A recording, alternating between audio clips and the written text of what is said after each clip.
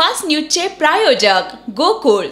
बाळ, फ्रीजमधून श्रीखंड काढ ना। आम्ही पूर्वी घरीच बनवायचो श्रीखंड, त्याची चवच वेगळी होती। आता काय सगळं रेडीमेड। आजी, हे श्रीखंड खाऊन बघ।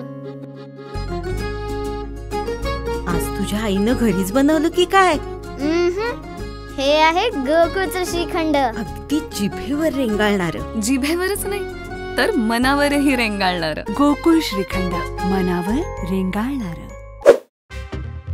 पुण्यातील जैन बोर्डिंग जागा विक्री प्रकरणी आयुक्तांना स्थगिती देण्याचा अधिकार कुणी दिला? फौजदारी गुन्हे दाखल करा, धंगेकरांनी केली मागणी।